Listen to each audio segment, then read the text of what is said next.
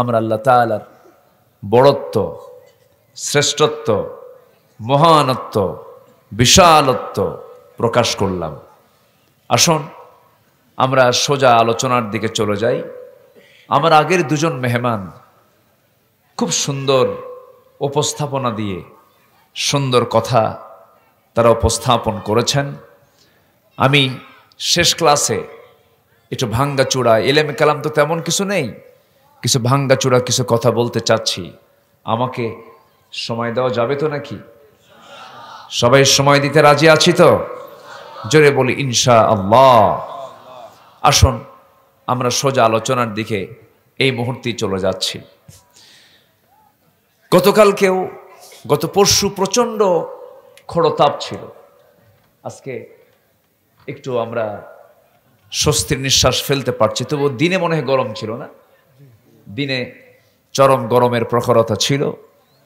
তো গ্রীষ্মের তো খড়তাপই হয়, গ্রীষ্ম তো একটু গরম হয়, তবে অতি গরম, অতি ঠান্ডা, অতি বৃষ্টি, অনাবৃষ্টি, ঘন ঘন ভূমিকম্প, এগুলো তো বরকতের লক্ষণ, তাই না? আসতে কয় দেখে বরকতের লক্ষণ না গজবের লক্ষণ? তো আমরা লক্ষণ আমরা কি দেখছি, রহমতের না গজবের? গজবের। গজবের কিছু কারণও আছে। একটা হাদিস, লম্বা একটা হাদিস আছে, মাঝখানে বলে ফেলবো, জোরে বলি ইনশাআল্লাহ। আব্দুল্লাহ ইবনে ওমর বর্ণিত হাদিস। আমার রাসূল ইয়া আইয়ুহাল মুহাজিরুন দিয়ে হাদিসটা শুরু করেছেন আমার রাসূল নিজে। আমি বলবো ইনশাআল্লাহ। তো আমি একটু লাইনে আসতেছি, আয়াতের দিকে আমি চলে যাচ্ছি আস্তে আস্তে। আমি চেষ্টা করি কোরআনকে সামনে রেখেই কথা বলার, কারণ যত দামি কথাই হোক না কেন, কোরআন যদি না থাকে মূল্যহীন। যত বিচার মজবুত হোক না কেন, যদি বিচারটা কোরআন দিয়ে না হয় মূল্যহীন। যত সৎ নেতা হোক না কেন, কিন্তু নেতাটা যদি কোরআন দিয়ে না চলে, সে নেতার কোনো মূল্য আল্লাহর কাছে নাই। যত বড়ই ত্যাগী নেতা হোক না কেন, অর্থ বিত্ত সব উজাড় করে দিয়েছে জনগণের জন্য, কিন্তু ইসলাম নাই, আল্লাহর দরবারে তার কোনো মূল্য নাই। তো যেটাই হোক, যত চিত্তাকর্ষক কথাই হোক না কেন, কোরআন আছে যেখানে রহমত আছে সেখানে, কোরআন নাই যেখানে রহমত নাই সেখানে। গান শুনতে কি মজা লাগে না? আসতে কয়। আচ্ছা, এইদিকে আওয়াজ কি বন্ধ হবে না? হ্যাঁ, একটু ভলেন্টিয়ার যারা আছেন তারা একটু খেয়াল করবেন। এই তোমাদের পাঞ্জাবি পড়া 50 জন যুবকরা কোথায়? হ্যাঁ, একটু খেয়াল করো। হ্যাঁ, বিড়ি খেতে গেছে, একজন বলতেছে বিড়ি খেতে গেছে। তো 50 জন ভলেন্টিয়ার থাকতে এই অবস্থা হবে কেন? আশপাশে কথা হবে কেন? একটু খেয়াল করো। সম্মানিত ভাইয়ের আমার দিকে তাকান। তাহলে আমরা কোরআন শুনতে এসেছি, আমরা ভাগ্যবান। জোরে বলি আলহামদুলিল্লাহ, জোরে বলি আলহামদুলিল্লাহ। কোরআন কার কথা? আসতে বলবেন না, কার কথা? মান ক্বালা বিহি সাদাকা ওয়া মান হাকামা বিহি আদালা ওয়া মান দাআ ইলাইহি ফাকাদ হুদিয়া ইলা সিরাতিম মুস্তাকিম আও কামা ক্বালা আলাইহিস সালাতু ওয়াস সালাম। যে ব্যক্তি কোরআন দিয়ে কথা বলে সে সত্য বলে, যে ব্যক্তি কোরআন দিয়ে বিচার করে সেই সঠিক বিচার করে, এবং যে কোরআন দিয়ে মানুষকে দাওয়াত দেয় সেই সঠিক পথের দাওয়াত দেয়, বলেছেন মুহাম্মদ সাল্লাল্লাহু আলাইহি ওয়াসাল্লাম। অতএব কোরআন নেই আমরা বাঁচবো, কোরআনকে সাথে নিয়েই আমরা মরবো। জোরে বলি ইনশাআল্লাহ। আমার নবীজি বিদায় হজের ভাষণে নাতে দীর্ঘ কথা বলেছেন। খুব বেশি লম্বা সময় তিনি কথা বলতেন না। আমার দেশে তো 2 ঘন্টা ওয়াজ না হলে সে বক্তাই না, তাই না? যদি 2-3 ঘন্টা ওয়াজ না করে বক্তা নাকি এটা? অথচ আমার নবীজি তিনি খুব বেশি লম্বা সময় কথা বলতেন না। বিশ্বের সেরা ভাষণ দিয়েছেন ফি হাজ্জাতিল বিদা, ইয়াখতাবু ফি হাজ্জাতিল বিদা ইত্তাকু রাব্বাকুম সাল্লু খামসাকুম অসুমু শাহরাকুম ওয়াদ্দু যাকাত আমওয়ালিকুম ওয়া আতিউ উমারাআকুম তাদখুলু জান্নাত রাব্বিকুম আও কামা ক্বালা আলাইহিস সালাতু ওয়াস সালাম। কি সুন্দর করে কবিতার ছন্দের মতো করে রাসূল জামিউল কালাম, অনেকগুলো কথাকে একটা বাক্যের মধ্যে রেডি করে ফেলতেন। জোরে কোন সুবহানাল্লাহ। সেই বিদায় হজের ভাষণে আমার নবীজি বলেছিলেন, লাকাদ তারাকতু ফীকুম আমরাইন লা তাদিল্লু মা তামাসসাকতুম বিহিমা কিতাবাল্লাহ ওয়া সুন্নাত রাসূলিহ। তোমাদের মাঝে রেখে গেল আমি দুটি মহা উপহার, কোরআনের পুত মঙ্গলবাণী মর্মোপদেশ যার। তোমাদের কাছে আমি দুটো জিনিস রেখে যাচ্ছি, কোরআন এবং হাদিস, কোরআন এবং সুন্নাহকে রেখে যাচ্ছি। এই দুটো জিনিস যদি তোমরা আঁকড়ে ধরতে পারো, পৃথিবীর কোনো শক্তি নাই তোমাকে পরাজিত করতে পারে। জোরে বলি সুবহানাল্লাহ। তাহলে রাসূল রেখে গেছেন কটা জিনিস? একটা কোরআন আর একটা হলো সুন্নাহ। নবীজির আদর্শ, তার জীবন পদ্ধতি, তিনি যা মা আতাকুমুর রাসূলু ফাখুযুহু ওয়া মা নাহাকুম আনহু ফান্তাহু, যা তিনি করতে বলেছেন এটা করে ফেলা, যা নিষেধ করেছেন তা থেকে নিজেকে গুটিয়ে রাখা।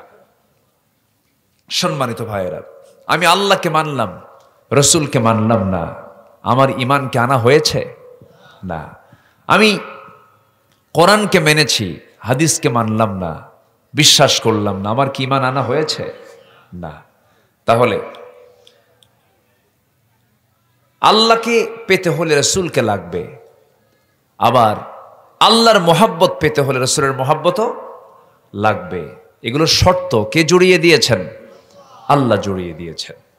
সম্মানিত ভাইয়েরা, আমি সূরাতুল আনফাল থেকে প্রথম দিক থেকে 4টা আয়াতে কারিমা আমি তেলাওয়াত করেছি, 5টা আয়াতে কারিমা আমি তেলাওয়াত করেছি। 5টা আয়াতকে সামনে রেখে কিছু কথা বলতে চাচ্ছি। ওমা তাওফীকি ইল্লা বিল্লাহ আলাইহি তাওয়াক্কালতু ওয়া ইলাইহি উনীব। সূরাতুর নাম হলো সূরাতুল আনফাল। সূরার নাম কি?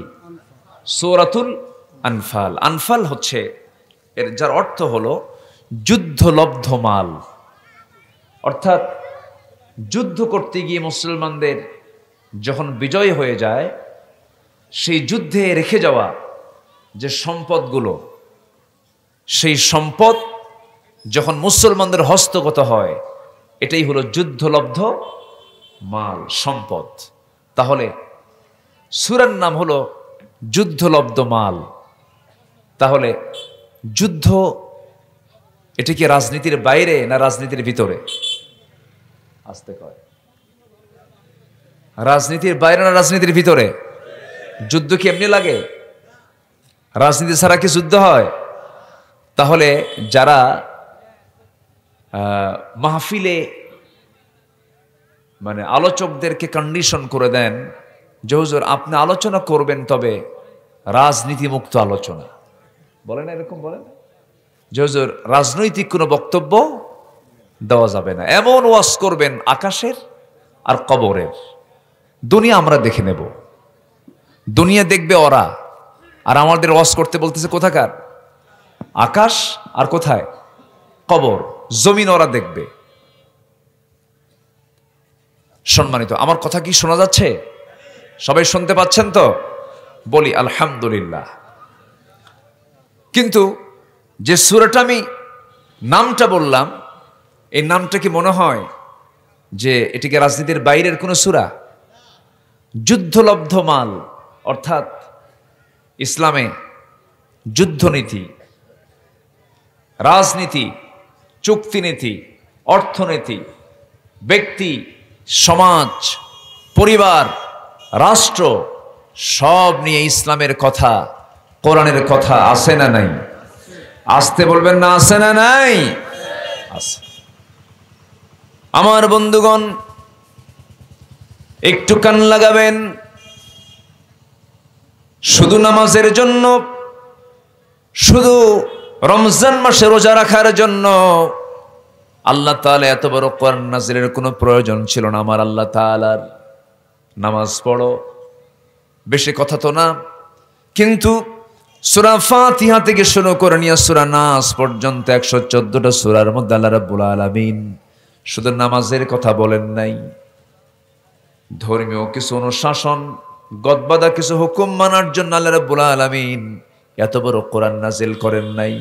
কোরআনটা নাজিল করেছেন বান্দার গোটা জীবনের সকল সমস্যার সমাধান নিশ্চিত করার জন্য। এক কথায় বান্দার জীবনের দোলনা থেকে শুরু করে নিয়া জন্মের পরে দোলনা, জন্ম থেকে শুরু করে নিয়ে মৃত্যু পর্যন্ত এমন কোন সেক্টর নাই যে সেক্টরে কোরআন সমস্যার সমাধান করে নাই। যেরকম সুবহানাল্লাহ, তিবয়ানাল লিকুল্লি শাই, মানুষের জীবনের জন্য যা প্রয়োজন সব আল্লাহ তাআলা এর মধ্যে বলে দিয়েছেন। কিন্তু কোরআনটাকে পূর্ণাঙ্গ জীবন বিধান হিসাবে অনেকেই মানতে চায় না। কোরআন যে আইন এবং প্রশাসনের চলন্ত বিশ্বকোষ, কোরআন দিয়ে শুধু নামাজ পড়তে চায়, সমাজ গড়তে চায় না।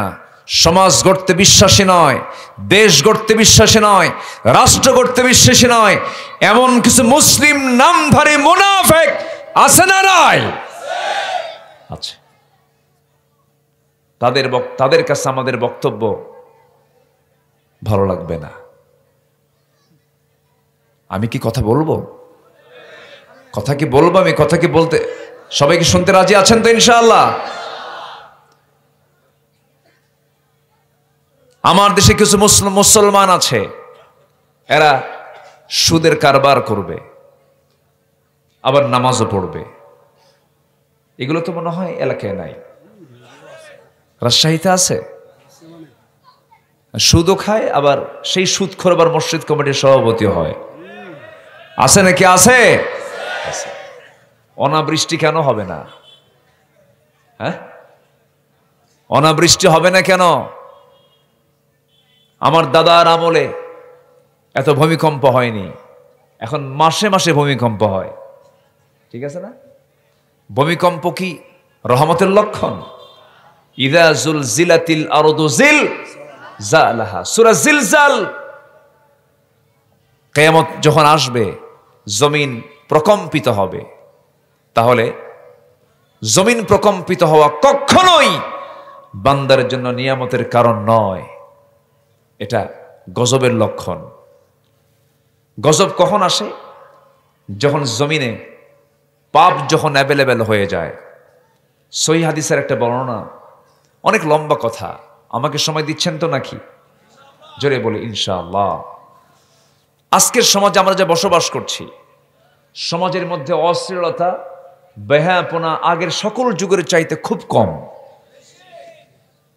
আগের সকল যুগের চাইতে এখন কম না বেশি?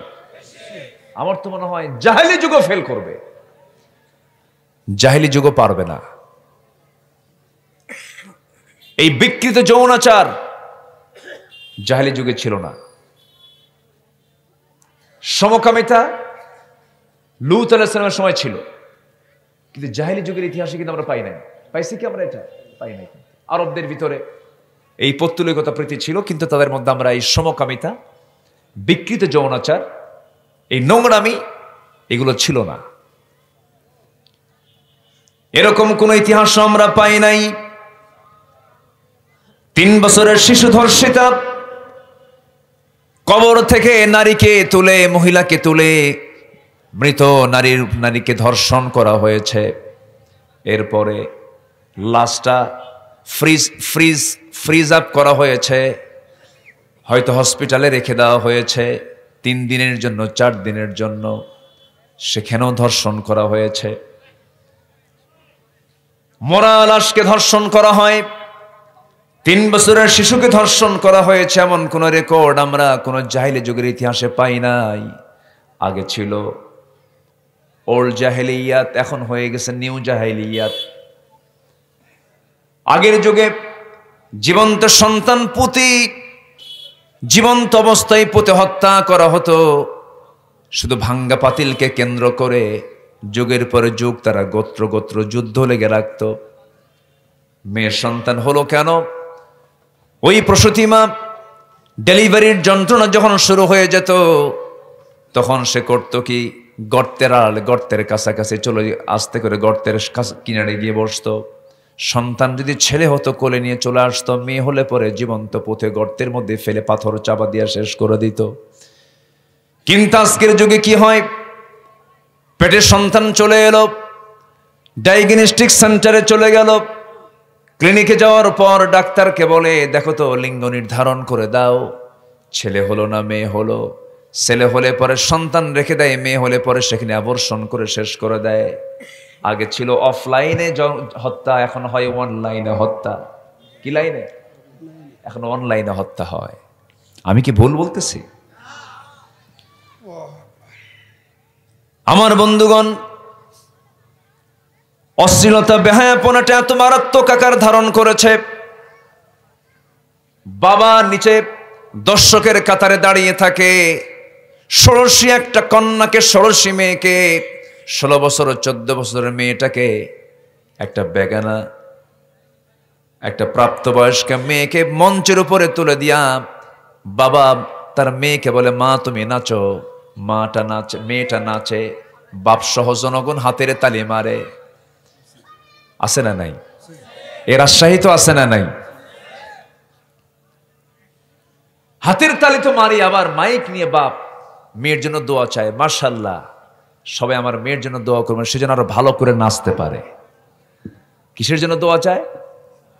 নাচার জন্য দোয়া চায়। এগুলো কি ইমানদারের কাজ? এগুলো কি ইমানদারের কাজ না ফাসেকদের কাজ? ফাসেকরাই তো ফুসুকি কাজ করতে পারে, অশ্লীলতা করতে পারে।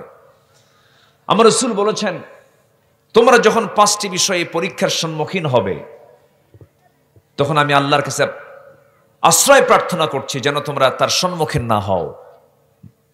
বলছেন মুহাম্মদ সাল্লাল্লাহু আলাইহি ওয়াসাল্লাম। আমার রাসূল বলেছেন যখন জাতির মধ্যে প্রকাশ্যে অশ্লীলতা বেহায়াপনা যখন ছড়িয়ে পড়বে, তখন সেখানে মহামারী আকারে প্লেগ রোগের প্রাদুর্ভাব হবে। তাছাড়া এমন সব ব্যাধির উদ্ভব হবে যা ইতিপূর্বে তোমরা কখনো শোনো নাই।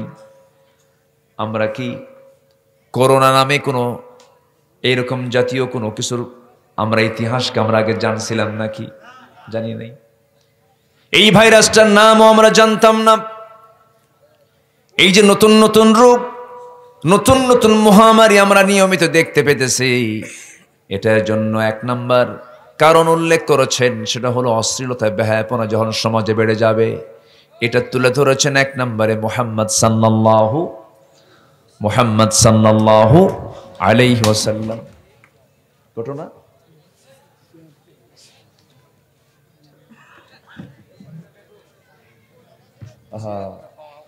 ও চেয়ার, প্লাস্টিক চেয়ার, তো প্লাস্টিক চেয়ারের পাওয়া তো মনে করেন ওই বিকলাঙ্গ রোগীর মতো, তাই না? ওই কাঠের চেয়ার তো এখন নাই, এখন সব কি চেয়ার বানায়, কি চেয়ার কেনে?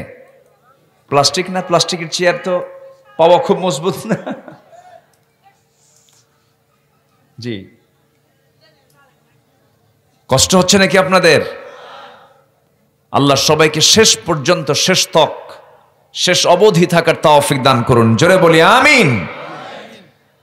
5টা বিষয় যখন তোমরা লক্ষ্য করবে, তখন তোমরা ভাববে যে 5টা অপরাধ যখন সমাজে লক্ষণীয় হবে, সেই সময় তোমাদের উপরে কিছু গজব আসবে। বলছেন মুহাম্মদ সাল্লাল্লাহু, এর মধ্যে একটা কারণ বলেছি, আরো 4টা কারণ আছে।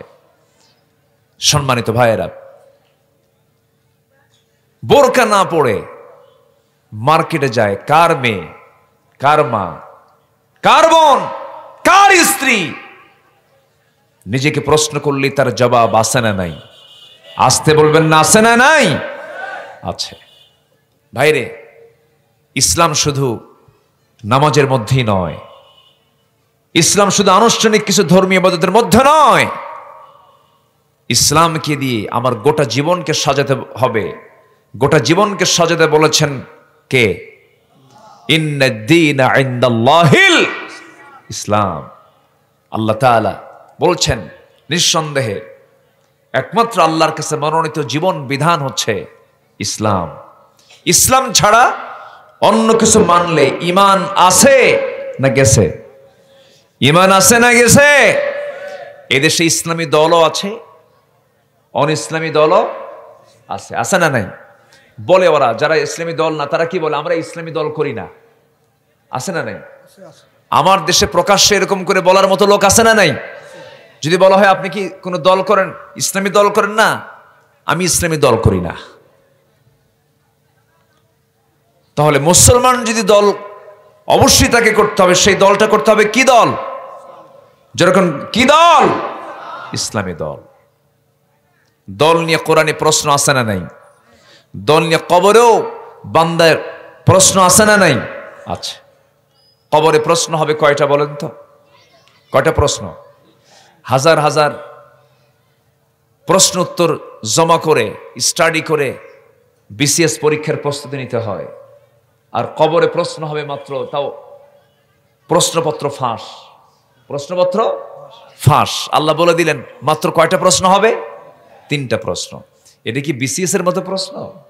না, জীবনের সঙ্গে মিল রেখে এই প্রশ্নের জবাব দিতে হবে। আমরা তো স্টাডি করি, পড়াশোনা করি, কিন্তু ওটার আমল যদি না করি তাও আমরা পড়ি, অ্যান্সার দিই, কিন্তু এই 3টা প্রশ্নের অ্যান্সার দিতে হবে আমাকে মুখস্থ করে না বাস্তব জীবন এটা বাস্তবায়ন করে? বাস্তবায়ন করে। কবরে প্রশ্ন হবে দল নিয়া, কবরে প্রশ্ন হবে নেতা নিয়া। আল্লাহ রাব্বুল আলামিন বান্দার জন্য গুরুত্বপূর্ণ একটা জায়গা নির্ধারণ রেখেছেন হাসরের আগে, কিয়ামতের আগে এবং মৃত্যুর পর পর আলেমে বারজাখ, অন্তর্বর্তীকালীন জীবন। সেই কবরেও দল নিয়ে প্রশ্ন করা হবে, নেতা নিয়ে প্রশ্ন করা হবে। 1 নম্বর প্রশ্ন হবে মার রব্বুক, তোমার রবটাকে? আতাহু মালাকান আসওয়াদান ইয়ারযাকান, 2জন ফেরেশতা, কালো কুচকুচি নীল চক্ষু বিশিষ্ট ফেরেশতা 2জন আসবে, এসে ওই মৃত ব্যক্তির সামনে দাঁড়িয়ে তাদেরকে প্রশ্ন করবে। 3টা করে প্রশ্ন করবে। 1 নম্বর হলো মার রব্বুক, তোমার রবটাকে?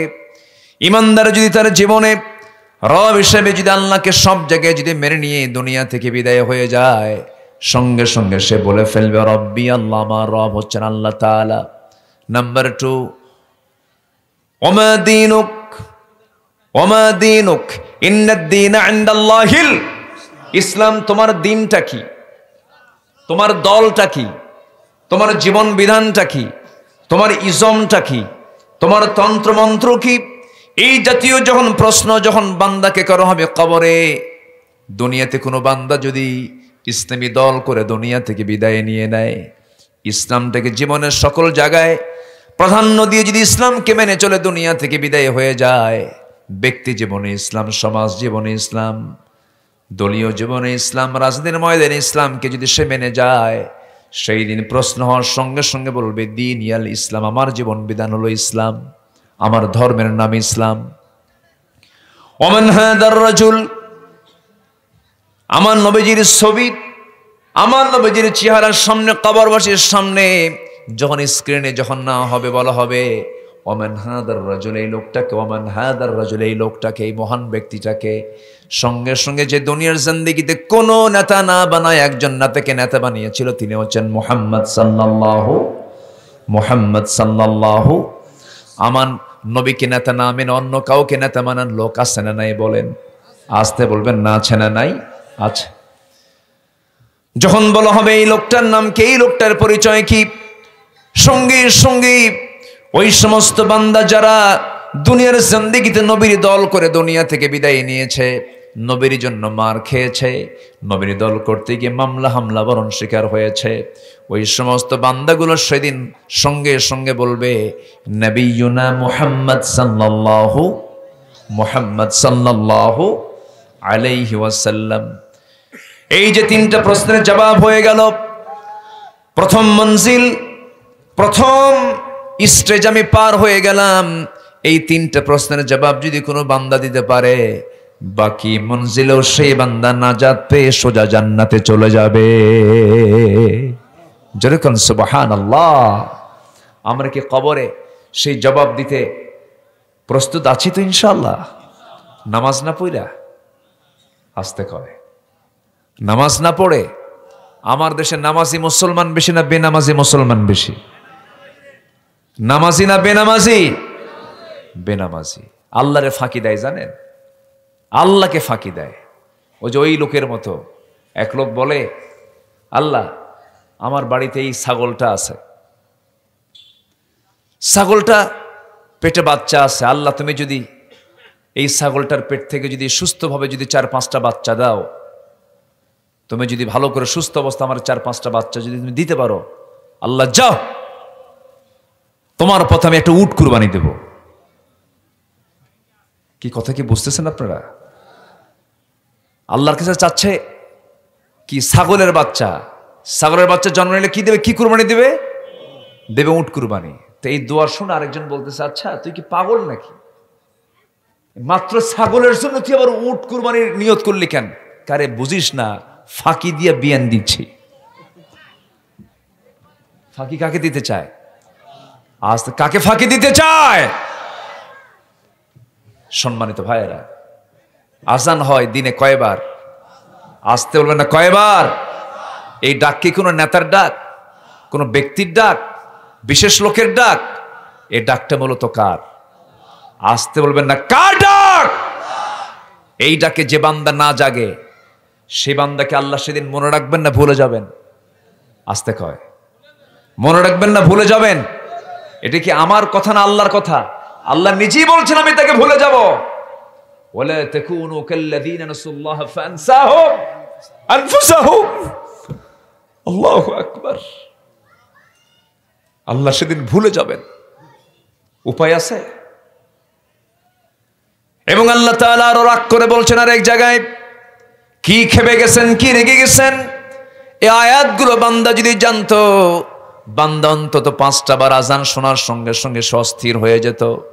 আল্লাহ বলছেন, ওয়ামান আ'রাদা আন যিকরি ফাইন্না লাহু মাঈশাতান দানকা ওয়া নাহশুরুহু ইয়াওমাল কিয়ামাতি আ'মা ক্বালা রাব্বি লিমা হাশারতানি আ'মা وقد كنت بصيرا قال كذلك أتتك آياتنا فنسيتها وكذلك اليوم تنسى الله أكبر আল্লাহ রাব্বুল আলামিন বলেন, বান্দারে এই দুনিয়ার জিন্দেগিতে যে বান্দা আমাকে আমার স্মরণ থেকে যে বান্দা নিজেকে গুটিয়ে রাখবে, আমাকে যে ভুলে যাবে, আমিও তাকে ভুলে যাব।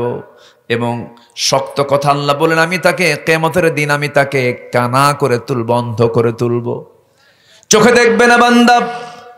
সেদিন ওই সমস্ত বান্দাগুলো বলবে, আল্লাহ লিমা হাশারতানি আ'মা ওয়া ক্বাদ কুনতু বাসীরা।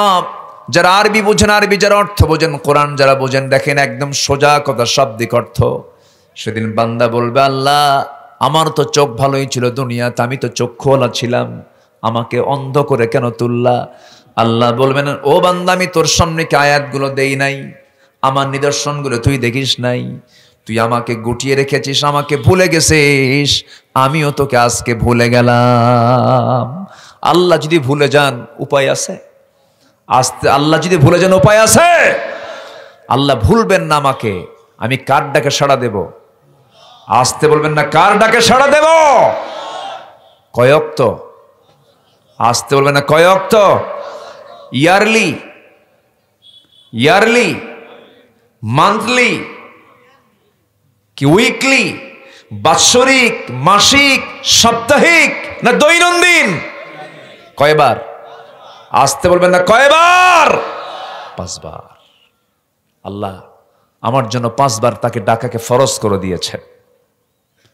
যদি আমরা 5 ওয়াক্ত নামাজটাকে রেগুলার করি, বান্দার আল্লাহর রহমতের আওতায় এসে চলে আসলো, বলি আলহামদুলিল্লাহ। কিন্তু আমার দেশে নামাজ তো পড়েই না, আবার বুক উঁচু করে নামাজ আমার না থাক, ইমান কি আমার নাই? এরকম বলার লোক আছে না নাই? আছে। আমার মনে হয় আমার কথাগুলো বুঝতে আপনাদের কষ্ট হচ্ছে মনে হয়। একটা লোক নড়বেন না, যদি আপনার পাশে থেকে উঠতে চায় শক্ত করে বসায় দিবেন, একটু বসায় দিয়েন। হয় কি শয়তান সবচেয়ে বেশি কাজ করে হলো কোরআনের বৈঠকে। আমি এটা লক্ষ্য করে দেখেছি। কারণ জাতি যদি, বান্দা যদি কোরআন বসে, শয়তান তাকে ঠকাতে পারে না। শয়তান জ্ঞানী মানুষকে কখনো ঠকাতে পারে না। এজন্য মাহফিলে মনে হয় শয়তান আসে না, নাকি? আসতে কয়, আসে কি আসে না? আসে। মাহফিলে বসে যদি আপনি মজা না পান, তাহলে বুঝতে হবে নামাজের পিছনে ইক্তেদা করতে নিয়ে যদি আপনি মজা না পান, তাহলে বুঝতে হবে শয়তান আপনাকে ওয়াসওয়াসা দিচ্ছে। এটা মাথায় রাখতে হবে। একটু বসেন, একটু মনোযোগ দিয়ে আমার কথাগুলো শুনি। আমি যেখান থেকে তেলাওয়াত করেছি, আল্লাহ রাব্বুল আলামিন এখানে আল্লাহর আনুগত্য এবং নবীর আনুগত্যের পর প্রকৃত মুমিনদের কিছু চিত্র তুলে ধরেছেন, তাদের কিছু লক্ষণ তুলে ধরেছেন। ধরেন আপনি কোনো ঘরের মধ্যে ঢুকে যদি দেখেন এখানে গোবর, এখানে গোবর, এখানে গোবর, আপনি ওটাকে কি কারো মানুষের বেডরুম বলবেন না গরুর ঘর বলবেন? গোয়াল ঘর। কারণ গোয়াল ঘরে কি থাকে? গোবর থাকে। গোবর এখানে ওখানে পড়ে থাকে, মানে এটা কিসের ঘর? গোয়াল ঘর। যদি আপনি কোথাও ধোঁয়া উঠতে দেখেন, ধোঁয়ার অস্তিত্ব আছে যেখানে, ধোঁয়ার নিচে কি থাকে? আগুন থাকে। কি থাকে? আগুন থাকে। তাহলে ধোঁয়া বলে দিচ্ছে ওর নিচে কি আছে? আগুন আছে। গোবর ঘরের মধ্যে থাকে, প্রমাণ করছে এটা কিসের ঘর? গোয়াল ঘর। ঠিক তেমনি আমি যে ইমানদার, ইমানদারের কিছু লক্ষণ কে তুলে ধরেছেন? আল্লাহ তুলে ধরেছেন। আল্লাহ বলছেন 5টা লক্ষণ যার মধ্যে থাকবে, আল্লাহ বলছেন এরাই হলো টাটকা মোমেন, খাঁটি মোমেন। জোরে কোন সুবহানাল্লাহ। তাহলে আমরা কারো পরামর্শ না শুনে আমরা পরামর্শ শুনবো কার? আল্লাহ তাআলার। আসুন আল্লাহ তাআলা এখানে কি বলছেন। আল্লাহ রাব্বুল আলামিন বলেন, ইন্নামাল মুমিনুনা আল্লাযীনা ইযা যুকিরাল্লাহু ওয়াজিলাত কুলুবুহুম ওয়া ইযা তুলিয়াত আলাইহিম আয়াতুহু যাদাতুহুম ঈমানাও ওয়া আলা রাব্বিহিম ইয়াতাওয়াক্কালুন। জোরে বলুন আল্লাহু আকবার। আল্লাহ রাব্বুল আলামিন বলেন, নিঃসন্দেহে মুমিন তারাই, আল্লাযীনা যারা, ইযা যুকিরাল্লাহ, যখন ওই বান্দার সামনে যখন আল্লাহর জিকির করা হয়, আল্লাহর নামটাকে যখন উচ্চারণ করা হয়, স্মরণ করা হয়, ওয়াজিলাত কুলুবুহুম, ইমানদার বান্দার মধ্যে আল্লাহর ভয়ে তার দিলটা কম্পমান হয়। ওয়াজিলাত, তার দিলটা কাঁপতে থাকে। কার ভয়ে? আসতে বলবেন না, কার ভয়ে? আমার বন্ধুগণ, যে বান্দার দিলের মধ্যে আল্লাহর ভয় থাকবে, সেই বান্দার দিলে কখনো শয়তান ওয়াসওয়াসা দিতে পারে না। শয়তান কখনো কলবের ভিতরে ঢুকতে পারে না, কারণ কলব তো আল্লাহই চালান। ইয়া মুকাল্লিবাল কুলুব সাব্বিত কলবি আলা দীনিক। সূরা নাস আমাদের সবার জানা আছে, যারা পারেন ঠোঁট মিলিয়ে বলুন, কুল আউযু বিরাব্বিন নাস মালিকিন নাস ইলাহিন নাস মিন শাররিল ওয়াসওয়াসিল খান্নাস আল্লাযী ইউওয়াসওয়িসু ফি কুলুবিন নাস। কি হবে বলেন? কুলুবিন নাস না সুদুরিন নাস? সুদূর। সুদূর হচ্ছে কলবের দরজা। কলবের দরজা, কলবটার দরজা হচ্ছে সুদূর। আল্লাহ তাআলা কুলুব বলতে পারতেন, কুলুব বলেননি, কারণ কুলুব একমাত্র আল্লাহ যারা নিয়ন্ত্রিত। ইয়া মুকাল্লিবাল কুলুব সাব্বিত কলবি আলা দীনিক। কলবের দরজা হচ্ছে সদর, এই বুক। এখানে এসে ওয়াসওয়াসা আল্লাযী ইউওয়াসওয়িসু ফি সুদুরিন নাস, মানুষের বক্ষে এসে একটা ধাক্কা মারে। কি মারে? ধাক্কা মারে। তাহলে কলবটা কোথায়? হ্যাঁ, এই জায়গায় না? এই জায়গায় কি না? এখন তো আবার কি ওয়াজটা শুনি মাঝে মাঝে, কে কি উল্টাপাল্টা একটু গবেষণা বলে কলব নাকি মাথায় থাকে, কি উল্টাপাল্টা আর শুনি এগুলো। আবার বলে কলবটা মাথায়, অথচ আমার রাসূল বলে দিচ্ছেন আত্তাকওয়া হা হুনা। আত-তাকওয়া হা হুনা আল্লাযী ইউওয়াসওয়িসু ফি সুদুরিন নাস। কলবের দরজা হলো কি? সুদূর। আমার কথায় কি আপনাদের কষ্ট হচ্ছে কিনা জানি না। আমার কথার মধ্যে একটু রসকস কম। আমি একটু ব্যাখ্যা না দিলে, কোরআন হাদিসের একটু কথা না বললে কেমন হয় বলেন? তাফসীর মাহফিল নাম তো, একটু কথা তো বলতে হবে। কষ্ট হচ্ছে না তো আপনাদের? বলি আলহামদুলিল্লাহ। সম্মানিত ভাইয়েরা, তাহলে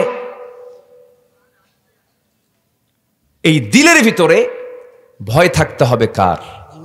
আস্তে ভয় থাকতে হবে কার? আল্লাহ তাআলার।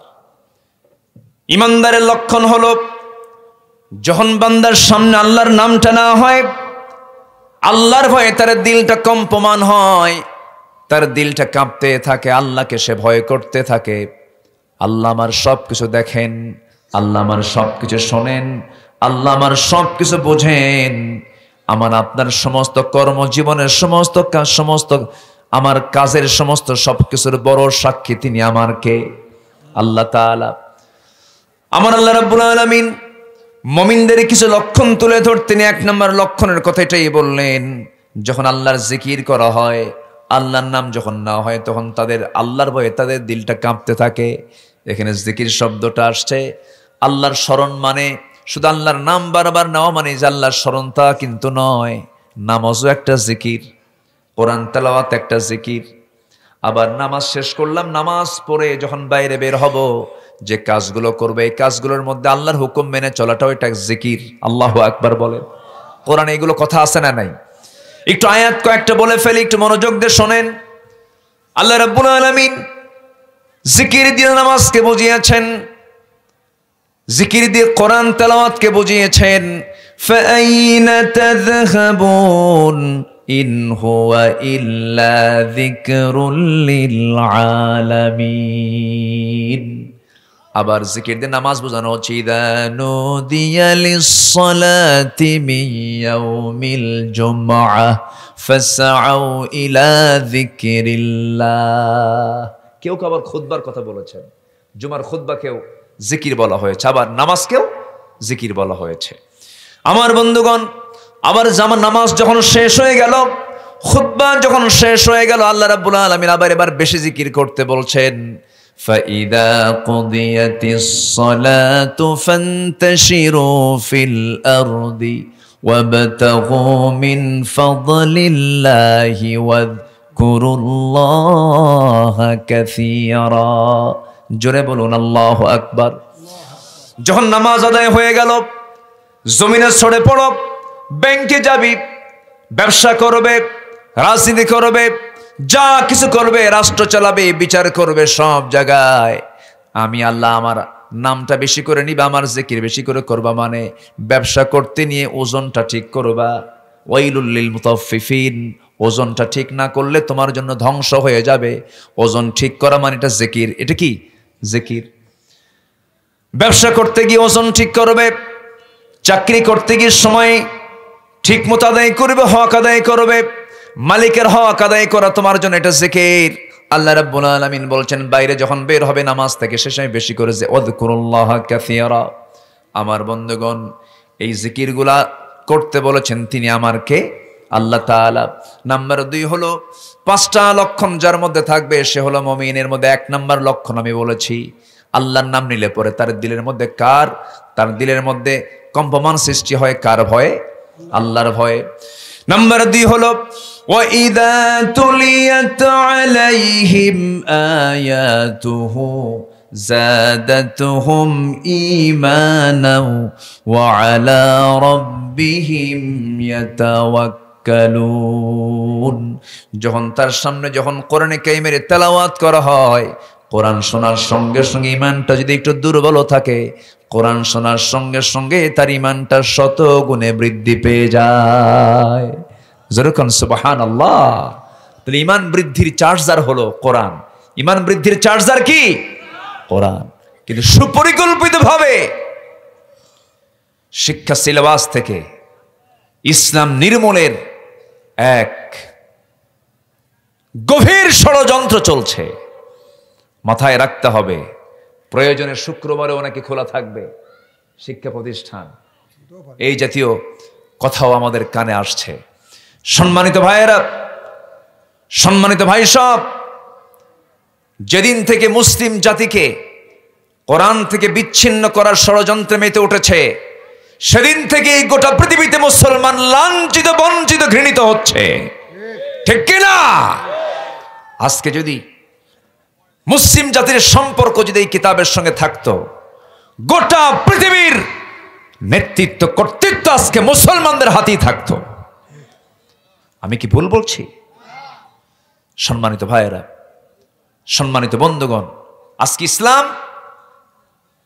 কিতাবের মধ্যে চলে গেছে, মুসলমান কবরের মধ্যে চলে গেছে। আজকে নামাজি বেনামাজির নেতৃত্ব মানে।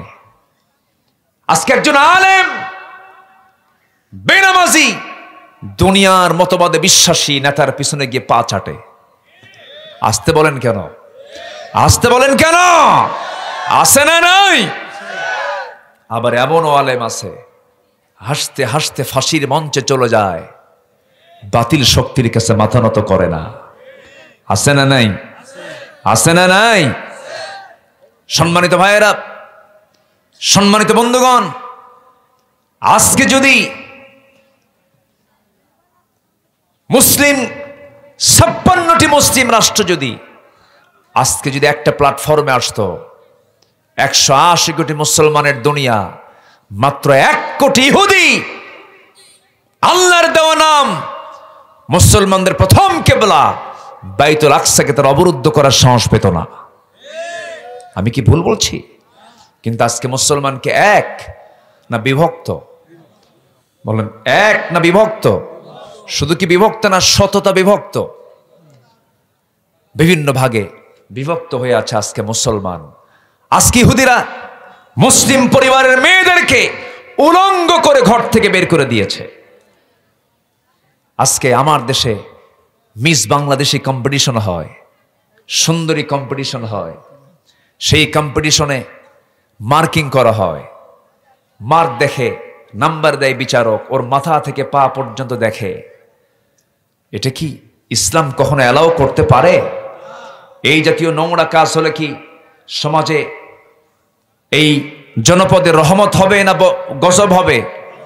রহমত হবে না গজব হবে? গজব হবে। যখন বেহায়াপন, অশ্লীলতা যখন বাড়বে, তখন মহামারী ঘটবে। বলেছেন আজ থেকে 1500 বছর আগে মুহাম্মদ সাল্লাল্লাহু আলাইহি ওয়াসাল্লাম।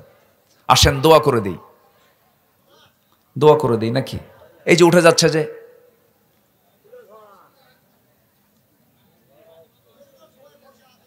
ও কষ্ট হচ্ছে মনে হয় না, কি করব? দোয়া করে দেব? না না, চালাবো চালাবো, জোরে বলি ইনশাআল্লাহ। একটু বসেন ভাই। হয় কি, আমাদের ক্লাসটা হয় শেষ ক্লাস, বুঝলেন? লেখা থাকে প্রধান বক্তা, কিন্তু হয়ে যায় মাহফিলে সে শেষ বক্তা। খুব কঠিন।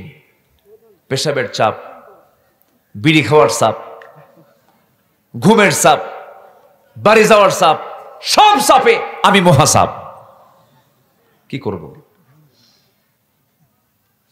এটা আবার টিকটক হয়ে যাবে না? হ্যাঁ, এই তো ক্যামেরা ট্যামেরা আছে, এগুলো বেশি কিছু করবেন না। আচ্ছা, নাম্বার 2, যখন কোনো জাতি ওজন এবং পরিমাপে কারচুপি করবে, তখন তাদের উপরে নেমে আসবে দুর্ভিক্ষ, কঠিন বিপদ, মুসিবত। নবীজির কথা কি ব্যাঠিক না আজকের সমাজ এখন সঠিক? ব্যাঠিক না সঠিক? ওজনে কম বেশি আছে না নাই?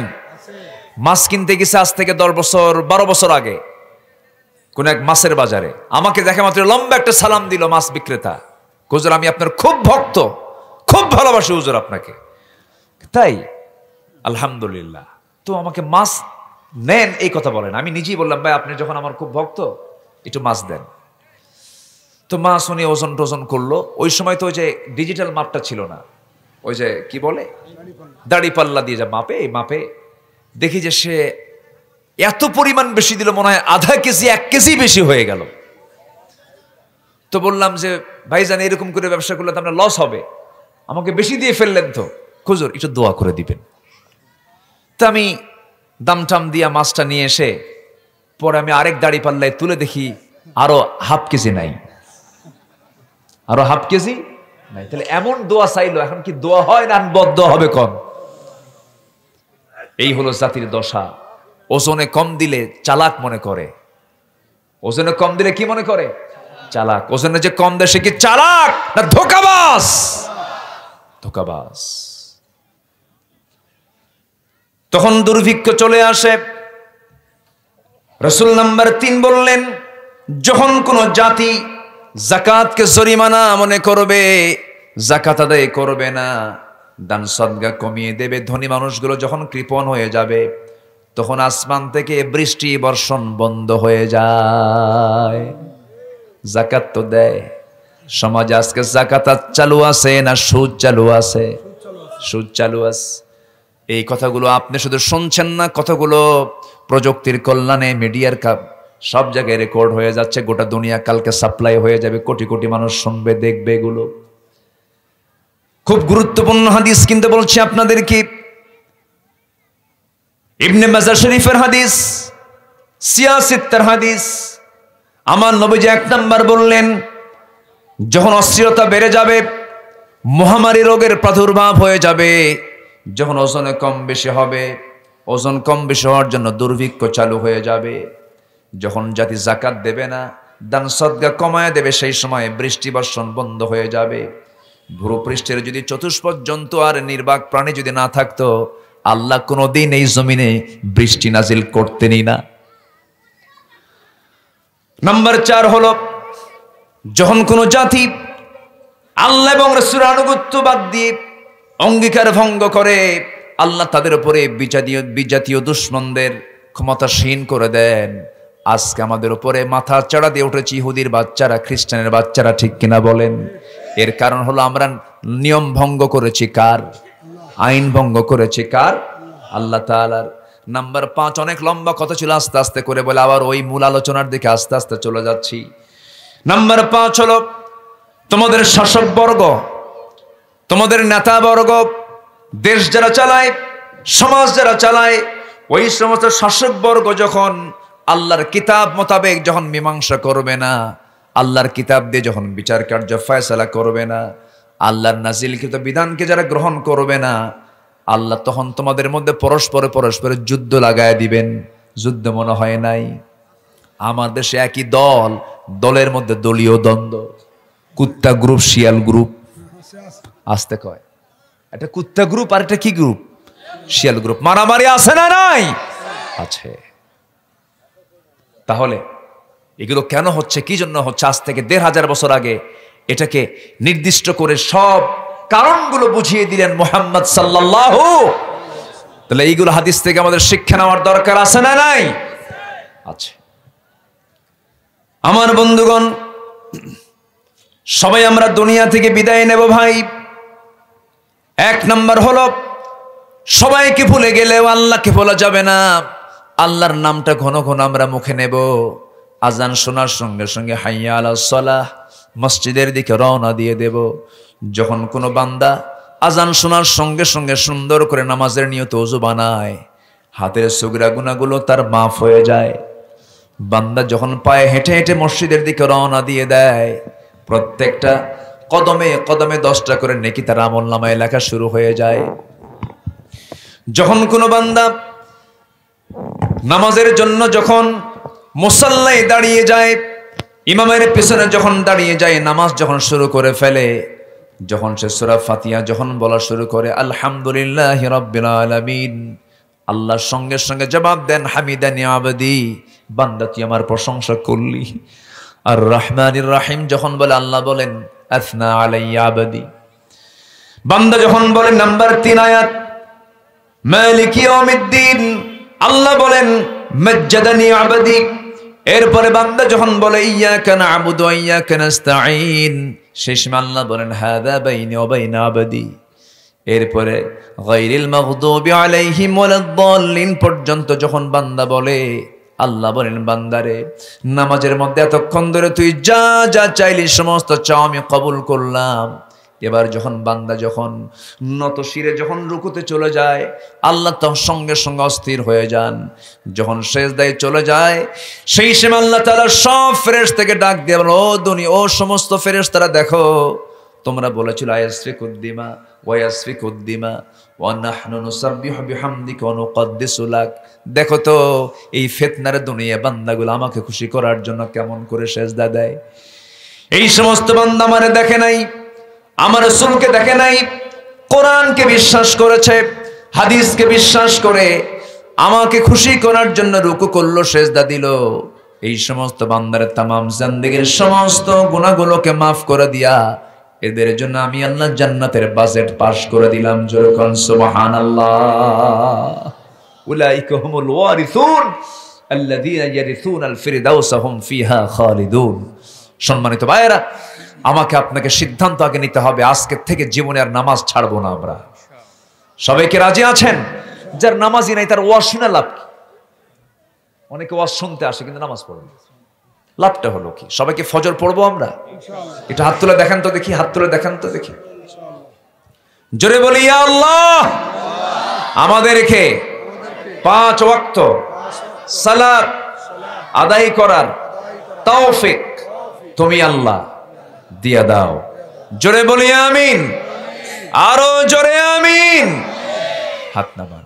নামাজ এবং পর্দা, নামাজ এবং পর্দা, এই দুটো জিনিস যদি প্রত্যেক পুরুষ এবং নারীর যদি ঠিক থাকে তার জন্য জান্নাতও ঠিক থাকবে। আল্লাহু আকবার বল। জি সম্মানিত মায়েরা কি আছে মাহফিলে? এই এলাকার একটা বৈশিষ্ট্য কি জানেন? আমি এটা খুব আনন্দিত আমি, কারণ মিন যাকারি ওয়া উনসা, মানে ভালো আমল পুরুষ করুক আর নারী করুক, পুরস্কার কি 2 রকম না 1 রকম? জান্নাত কি 2 রকম হবে নাকি?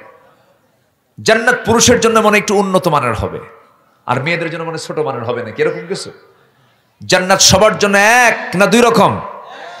অসমান না সমান? সমান, সমান জান্নাত। তবে হ্যাঁ, নারীর জন্য পুরুষ থাকবে একজন, একজন নারীর জন্য পুরুষ থাকবে একজন, কিন্তু একজন পুরুষের জন্য নারী থাকবে, হ্যাঁ বলে নিবেন না? জান্নাতে হুর নিবেন না? কিছু কয় না। এই মুরব্বীরা সবাই জান্নাতে হুর নিবেন না? বুড়ো চাচা কয় হ্যাঁ নিব। বুড়ি জানলে খবর আছে কিন্তু। আবার আল্লাহ তাআলা নারী কেমন ভাবে বানাইছেন, হুরের গল্প মহিলার সামনে করলো, বইয়ের সামনে করলো, হুরের গল্প করতেছেন, হুর কিন্তু জান্নাতে পাওয়া যাবে। এরপরে হিংসা করে। হুরের গল্প যদি করেন দিনের বেলা করবেন, রাতের বেলা করলে কিন্তু বিপদ। হয়তো পাশে শুয়ে রেখে গল্প করতেছেন, শোনো জান্নাতে না এরকম 70টা হুর দেবেন। হ্যাঁ দেখছেন, দেখেন মুরব্বী উত্তরটা দিয়ে দিছে কি। তখন বলবে কি জানেন, তুমি ওই কাতে শুয়ে পড়ো, এইদিকে তাকাবা না। কিন্তু আল্লাহ তাআলা নারীকে এই তবিয়ত দিয়ে, এই স্বভাব দিয়ে বানিয়েছেন। রাসূল দোয়া করেন, আল্লাহ আমার খাদিজাকে তুমি আল্লাহ জান্নাতের উচ্চ মাকাম দিয়ে দাও।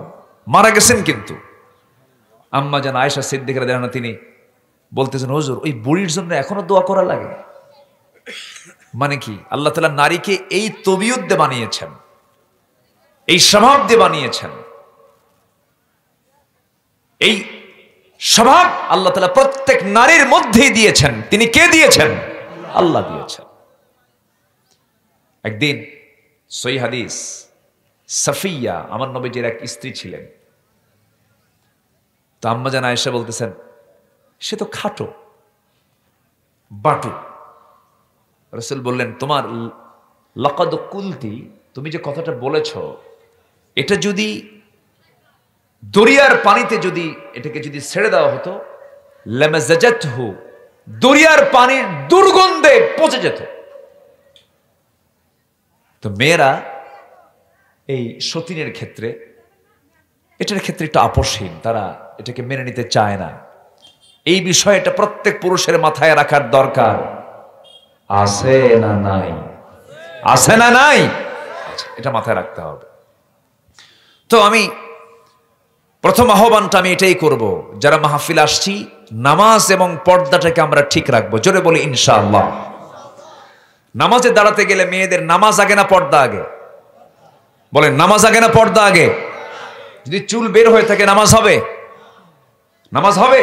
তাহলে আল্লাহর সামনে দাঁড়াতে যদি চুল ঢাকতে হয়, হাত পা ঢাকতে হয়, ওই বান্দি যখন বাইরে যাবে সেই তার দেহটা ঢাকা তার জন্য অতিরিক্ত না ফরজ কাজ? ফরজ কাজ। এটা খেয়াল রাখতে হবে।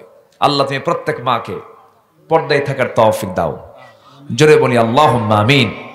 আরো জোরে আল্লাহুম্মা আমিন। কোরআন তেলাওয়াত আমরা সুন্দর করে করব, শিখবো। এটা হচ্ছে 2 নম্বর গুণ। কোরআন তেলাওয়াত করলে ঈমান কমে না বাড়ে? বাড়ে। প্রত্যেকটা গ্রামে গ্রামে মক্তব চালু করুন। আমি এই প্রযুক্তির কল্যাণে আমি সমস্ত আমার দেশের 18 কোটি মুসলমানের এই সোনার বাংলাদেশে এই ফোরকানিয়া মাদ্রাসা এবং মক্তব, আগে গ্রামে গ্রামে মক্তব ছিল, মসজিদের আন্ডারে মক্তব থাকতো, এখন সব হয়ে গেছে যান্ত্রিক। মসজিদ হয়ে গেছে 5 বেলায় সর্বোচ্চ 20 মিনিট করে খোলা থাকে, 1 থেকে 1.5 ঘন্টা। আজান হলো, মুয়াজ্জিন ঢুকলো, ইমাম কিছুক্ষণ ঢুকে ফরজ নামাজ সুন্নত নামাজ পড়েই তালা মেরেই চলে গেল। আমি তো মনে করি 4.5 লক্ষ মসজিদ মুসলমানদের সবচাইতে বড় ইসলামের দলীয় কার্যালয়, ঠিক কিনা? রাসূল এই মসজিদ থেকে স্টেট চালিয়েছেন, রাষ্ট্র চালিয়েছেন। মসজিদ কেন খোলা থাকবে না? মসজিদ খোলা থাকবে। গ্রামের যারা মসজিদের দায়িত্বে আছেন, কমিটিতে যারা আছেন, মক্তব চালু করে দেন,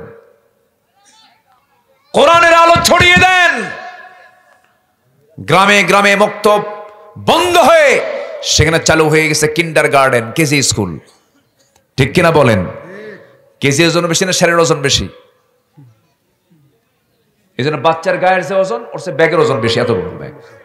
বেশি বই লাগবে না, ভালো হওয়ার জন্য একটা বই যথেষ্ট। তার নাম কি বলেন? কয়টা বই যথেষ্ট? কয়টা? একটা বই সিনার মধ্যে নেন, গমসর হবে না,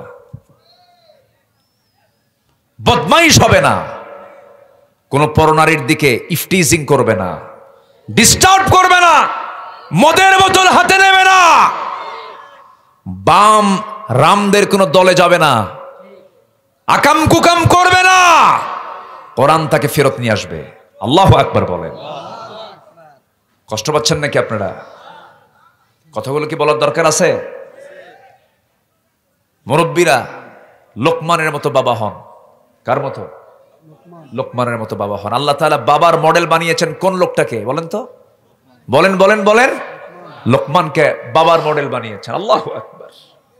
আল্লাহ তাআলা নিজের ওয়াজ না করে লোকমানের ওয়াজ ঢুকায় দিয়েছেন। ওয়া হুয়া ইয়াইদুহু ইয়া বুনাইয়া, তাই না? ওয়া হুয়া ইয়াইদুহু ইয়া বুনাইয়া, লোকমানের ওয়াজ আল্লাহ গোটা কোরআনে ঢুকায় দিয়েছেন। আল্লাহু আকবার বলেন। তার ওয়াজ কি বাইরে না সন্তানদের কাছে? কাদের কাছে বলেন? তাহলে সন্তানদের কাছে ওয়াজ আছে না নাই? ওয়া হুয়া ইয়াইদুহু, ওয়াজ করছেন তার সন্তানদের কাছে। ইয়া বুনাইয়া, হে কলিজার টুকরা সন্তান, লা তুশরিক বিল্লাহ, শিরিক করো না। আর আমরা সন্তানদের বলি যাও 21শে ফেব্রুয়ারিতে খালি পায়ে যাও ফুল দিয়ে আসো। কি ঠিক কিনা? যেটা শিরিক, শিরিকের কথা বলতেই হবে। কল্লা দেব, আল্লাহ দেব না, জীবন দেব, শিরিকের পক্ষে কথা বলতে পারবো না, পারবো না, পারবো না। রাজি আছেন কারা কারা? হাত উঁচু করে দেখান মুসলমান।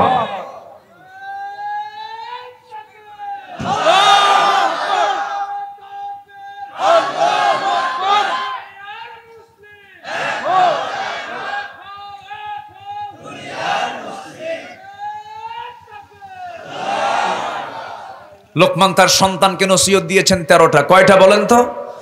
আমরাও বাবা হয়ে সন্তানকে নসিহত করব কয়টা? আজকে বাড়ি থেকে এই 13টা ওয়াজ করবেন। কালকে সকালবেলা সব সন্তানকে এক জায়গায় করে এই 13টা ওয়াজ করবেন। আল্লাহর কসম, আপনার বাড়িটা হয়ে যাবে জান্নাতের টুকরা। আল্লাহ বলে দিয়েছেন তোমরা লোকমানের মতো বাপ হও। নাম্বার 1, শিরিক করো না।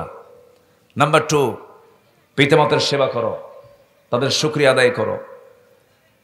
নাম্বার 3, বাবা মার ইসলাম বিরোধী কোনো কথা শুনতে যেও না, কিন্তু আচরণ কখনো খারাপ করা যাবে না। আচ্ছা, নাম্বার 5 হলো সন্তানকে আল্লাহর বড়ত্ব প্রকাশ করতে উপদেশ দাও। নাম্বার 6 হলো ইয়া বুনাইয়া কিমিস সালাহ, নামাজ কায়েম করো। ওয়া'মুর বিল মা'রুফ, সৎ কাজের আদেশ দাও। অসবির আলা মা আসাবাক, বিপদে ধৈর্য ধরো। আল্লাহু আকবার বলেন। একদিন সন্তানদেরকে ডাক দিয়ে লোকমান বলছেন, বাজান, শ্রেষ্ঠ খাবার খাবা, শ্রেষ্ঠ বিছানায় থাকবা, শ্রেষ্ঠ বাড়িতে থাকবা, বড় বাড়িতে থাকবা। সন্তানরা হাসি আর কয়, আব্বা ভাত পাই না, খাবো কি? বাড়িঘর ভাঙ্গা চুরা, শ্রেষ্ঠ বড় পাবো কোথায়? তা আপনি কি মাথা টাথা ঠিক আছে নাকি? সন্তানরা বলতেছে, বাবা আমার কতটা বোঝো নাই। লোকমান হাকিম তো এমনি বলা হয়নি, ওয়ালাকাদ আতাইনা লুকমানাল হিকমাতা, হিকমত পূর্ণ আল্লাহ তাআলা তাকে নবুয়ত দিয়েছেন না হিকমত দিয়েছেন? হিকমত দিয়েছেন, প্রজ্ঞা।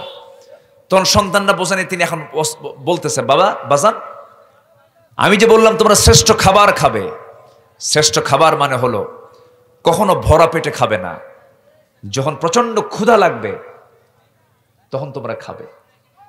ক্ষুধা পেটে খাবি, আবার পেটে ক্ষুধা থাকতে আবার খাবার শেষ করে দেবে, সেই সময় তোমার কাছে এই খাবারটা শ্রেষ্ঠ খাবার মনে হবে। শ্রেষ্ঠ বিছানায় ঘুমাবে।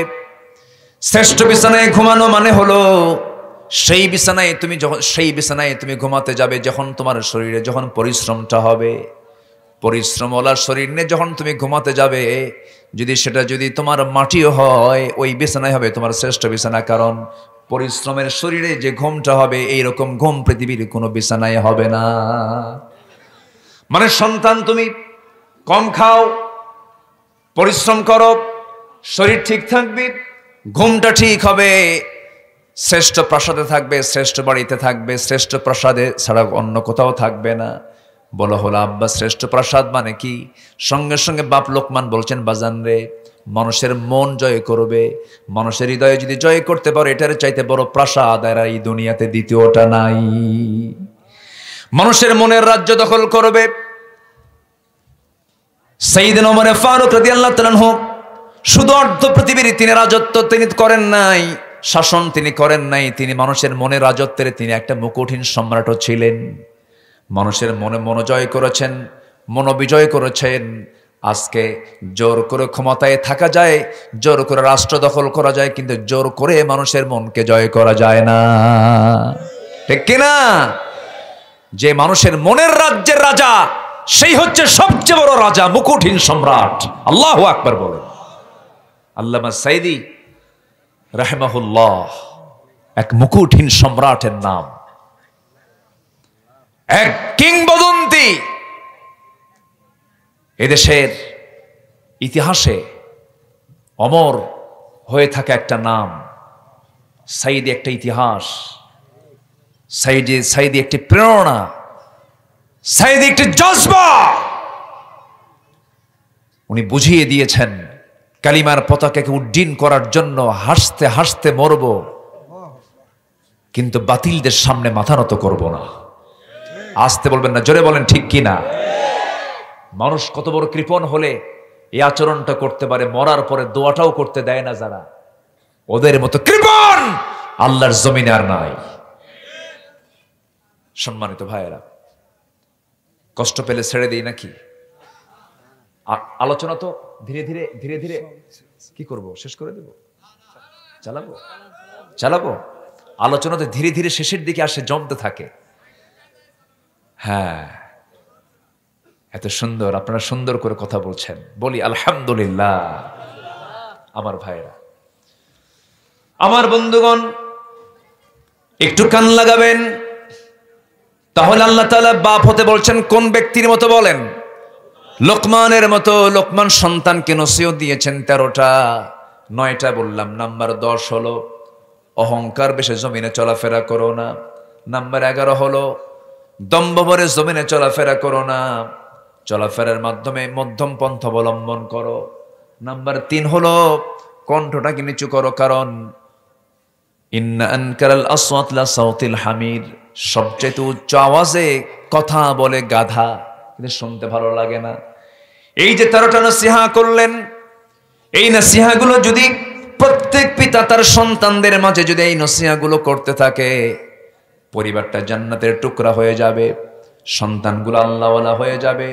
এই জন্য আল্লাহ বলছেন, লোকমানের মতো তোমরা বাবা হও, দাউদের মতো তোমরা পরিশ্রমী হও, মরিয়মের মতো ধৈর্যশীল হও, রহিমার মতো পতি ভক্ত হও, স্বামীর প্রতি অনুগত হয়ে যাও, আয়েশার মতো শিক্ষিতা হও, খাদিজার মতো নবীভক্ত হও, সুলাইমানের মতো নাইবান শাসক হও, মুসার মতো সাহসী দায়ী হও, নূহের মতো ধৈর্যশীল দায়ী হও, ইউনুস আইয়ুব আলাইহিস সালামের মতো অধিক জাকির হও, আল্লাহর স্মরণ করনেওয়ালা হও, অসুস্থকে নিয়ামত মনে করো। আইয়ুব আলাইহিস সালাতু ওয়াস সালাম অসুস্থকে নিয়ামত মনে করেছেন। হাসি মুখে তার মুখে কার নাম উচ্চারণ হয়েছে? আল্লাহর নাম উচ্চারণ হয়েছে। 18 বছর ধরে তিনি রোগাক্রান্ত হলেন। তিনি এমন রোগাক্রান্ত হলেন, দুর্গন্ধে তার কাছে কেউ যেতে পারে না, কিন্তু এমন একটা সেকেন্ডের জন্য তিনি আল্লাহর নামটা বাদ দেন নাই। আল্লাহ তার পরীক্ষাকে কবুল করে নিয়েছেন। জোরে কোন সুবহানাল্লাহ। আদমেরও তো পারিবারিক রক্ষণশীল হও, ইউসুফের মতো পবিত্র চরিত্র তুমি অর্জন করো। হাজারো নারী একজন ইমানদারকে নষ্ট করতে পারে না। জুলাইখা যখন তার সৌন্দর্যের পাগল হয়ে যখন তার সামনে যখন প্রস্তাবটা দিয়েছেন, সঙ্গে সঙ্গে ইউসুফ আলাইহিস সালাম বললেন, ইন্নী আখাফুল্লাহ, আমি কাকে ভয় করি? আল্লাহকে ভয় করি। প্রত্যেকটা নবীকে আল্লাহ তাআলা মডেল বানিয়ে দিয়েছেন। আল্লাহ তাআলা বলছেন সূরা ইউসুফ নাজিল করে, যুবকরা ইউসুফের চরিত্র তোমরা নিজের জীবনে বাস্তবায়ন করো। ইউসুফের মতো জেলে যাবার মতো প্রস্তুতি নিয়ে নাও। মুমিনদের জেলখানাকে আমি জেলখানা বলি না, আমি আমার ভাষায় বলি, মুমিনদের জেলখানা হলো মাদ্রাসায়ে ইউসুফিয়া। মাদ্রাসায়ে ইউসুফিয়া। আসিয়ার মতো হকের পক্ষে অনড় হও, নিজের জীবনকে উৎসর্গকারী হয়ে যাও, কোরবান করতে প্রস্তুত হয়ে যাও। আবু বকরের মতো দৃঢ়চেতা হও, ওমরের মতো সাহসী হও, ওসমানের মতো লজ্জাশীল হও, এরপরে আলীর মতো বীর সেনানী হয়ে যাও। এই সমস্ত গুণগুলো তোমরা যদি অর্জন করতে পারো, এই সমস্ত মডেল, এই সমস্ত আদর্শগুলো যদি লালন করতে পারো, এপারে দুনিয়া ও পারে জান্নাত তোমার জন্য অপেক্ষা করছে। জোরে বলি সুবহানাল্লাহ। আমার বন্ধুগণ, ইমানদারের লক্ষণ হলো 5টা। নাম্বার 1 হলো আল্লাহর নাম নিলে পরে দিলটা কাঁপতে থাকে আল্লাহর ভয়ে। আল্লাহর কালাম তেলাওয়াত করলে পরে ঈমানটা বৃদ্ধি পেয়ে যায়। নাম্বার 3 হলো যখন ওই বান্দা যখন কোনো মুসিবতে পড়ে যায়, সে ভরসা করে কার উপরে? আসতে বলবেন না, কার উপরে? ওয়া আলা রাব্বিহিম ইয়াতাওয়াক্কালুন। নাম্বার 4 হলো যারা নামাজ কায়েম করে। নাম্বার 5 হলো আমি যে রিজিক দিয়েছি সেই রিজিক থেকে যারা কিছু অংশ আল্লাহর পথে খরচ করে। এই 5টা যে কাজ যারা করবে, আল্লাহ নিজে 2টা পুরস্কারের কথা বলেছেন। আল্লাহ তাআলা আগে সার্টিফিকেট দিয়েছেন, এই সমস্ত বান্দাগুলো উলাইকা হুমুল মুমিনুনা হাক্কা, এরাই হলো টাটকা মুমিন। আমার বন্ধুগণ, নামাজ ছাড়া কি টাটকা মুমিনকে হওয়া যায় নাকি? আসতে বলবেন না, হওয়া যায় নাকি? হওয়া যায় না। আমার নবীজি নামাজের ব্যাপারে সবচেয়ে বেশি তাকিদ দিয়েছেন। নবীর জীবনে যত যুদ্ধ পরিচালিত হয়েছে, একটা যুদ্ধে আমার নবীজি নিজে অংশগ্রহণ করতে পারেন নাই, তবে সাহাবায়ে কেরামকে পাঠিয়েছিলেন। রোমানদের বিরুদ্ধে যুদ্ধ হবে, নামাজের যত্ন কাকে বলে দেখেন। আমার নবীজি সাহাবায়ে কেরামকে যখন পাঠানোর সিদ্ধান্ত নিলেন, মদিনা থেকে রাসূল বের হতে পারছিলেন না, কারণ বনু নাজির, বনু কায়নুকা ইহুদি গোত্রগুলো নবীর বিরুদ্ধে রীতিমতো তারা ষড়যন্ত্র করে চলছিল। রাসূল মদিনা থেকে বের হতে পারছিলেন না। রাসূল বললেন, মুতার যুদ্ধের ডাক এসেছে, ও সাহাবীরা আসো। সবাই প্রস্তুতি নিয়ে নিলেন। রাসূল 3000 সাহাবীকে এক জায়গায় করে বললেন, সাহাবীরা প্রস্তুতি নিয়ে নাও। যায়েদ বিন হারিসা এদিকে আসো, আমি তোমাকে 1 নম্বর সেনাপতি বানায় দিলাম। জাফর তোমাকে 2 নম্বর সেনাপতি বানায় দিলাম। আব্দুল্লাহ তোমাকে 3 নম্বর সেনাপতি বানায় দিলাম। যুদ্ধের সেনাপতি একজন হয়, বানিয়ে দিয়েছেন কয়জনকে? 3 জনকে। এই 3 জন যদি শহীদ হয়ে যায় তোমাদের মধ্য থেকে, সেনাপতি তোমরাই নির্দিষ্ট করে নিবা। ভিতরে কি হয়েছে এখানে? ও, বৃষ্টি আসতেছে। বসেন বসেন বসেন বসেন। আচ্ছা, আমি যদি ভিজি আপনি ভিজবেন না? এ তো রহমত। তো বসেন না একটু। আল্লাহু আকবার। আল্লাহ তুমি আমাদের দোয়া কবুল করেছো। আল্লাহু আকবার। একটু ছোট্ট দোয়া করে দিই নাকি?